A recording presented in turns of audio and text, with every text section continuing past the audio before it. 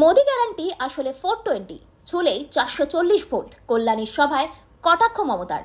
নমস্কার, India news বাংলায় আপনাদের স্বাগত জানাচ্ছি আমি ঋতুশ্রী মজুমদার। মোদি গ্যারান্টিকে মঙ্গলবারও কটাক্ষ করলেন মমতা বন্দ্যোপাধ্যায়। বাংলায় নরেন্দ্র মোদী একাধিক সভা করে গিয়েছেন। বাংলার মানুষকে মোদির গ্যারান্টি দেওয়া হয়েছে। নরেন্দ্র মোদীর সরকারে মানুষ শান্তিতে সুস্থভাবে বসবাস করবেন, এই বার্তা বিজেপির তরফ থেকে দেওয়া হচ্ছে। তারই পাল্টা আক্রমণ করলেন মমতা বন্দ্যোপাধ্যায়। প্রতিটি সভা থেকেই মমতা বন্দ্যোপাধ্যায় বিজেপি সরকারকে আক্রমণ করছেন। মোদি গ্যারান্টি সম্পর্কেও খোঁচা দিচ্ছেন তৃণমূল সুপ্রিমো। মঙ্গলবার কল্যাণী সভা থেকেও সেই একই বিষয়ে কটাক্ষ করেন তিনি। মোদির গ্যারান্টি না 420, সেই প্রশ্ন করেছেন তিনি। মঙ্গলবার কল্যাণীতে বিশ্বজিৎ দাসের সমর্থনে সভা করেন মমতা বন্দ্যোপাধ্যায়। সন্দেশখালী থেকে ইভিএম মেশিন, একাধিক বিষয়ে আক্রমণাত্মক মমতা বন্দ্যোপাধ্যায়। নরেন্দ্র মোদীকে নিশানায় রেখে কটাক্ষ করেন মমতা। তিনি বলেন, মোদি গ্যারান্টি আসলে 420, ছুলেই 440 ভোল্ট। তিনি আরও বলেন, মোদি গ্যারান্টি নো ওয়ারেন্টি। কথা না রেখে শুধুমাত্র বিজ্ঞাপন দেওয়াকে আমি গ্যারান্টি মনে করি না। প্রধানমন্ত্রী বছরে 2 কোটি করে চাকরি দেওয়ার কথা বলেছিলেন, সেই চাকরি কি কেউ পেয়েছেন? প্রশ্ন করলেন মমতা বন্দ্যোপাধ্যায়।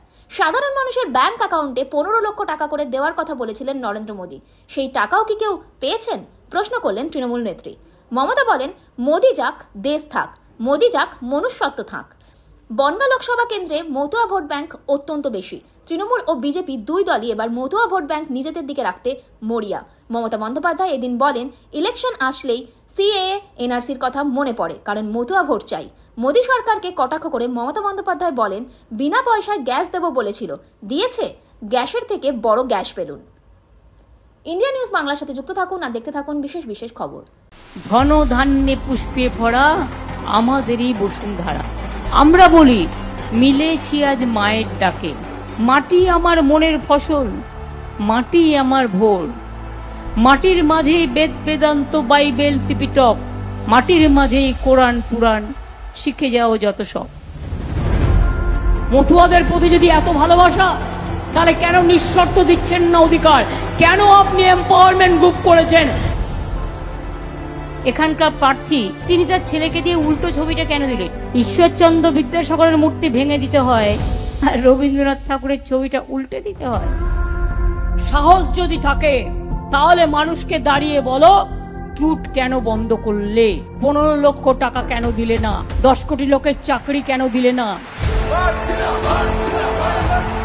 বিদায় নেবার আগে তাই ডাক দিয়ে যাই, দানবের সাথে যারা সংগ্রামের তরে প্রস্তুত হতেছে ঘরে ঘরে। আমরা ভারতবাসীরা তৈরি হচ্ছি, আমরা বাংলা তার পথ দেখাচ্ছি।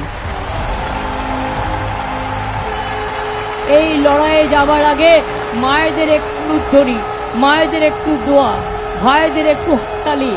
আমরা জানি মায়ের এই উলুধ্বনি আমায় লড়তে আরো শক্তি যোগাবে।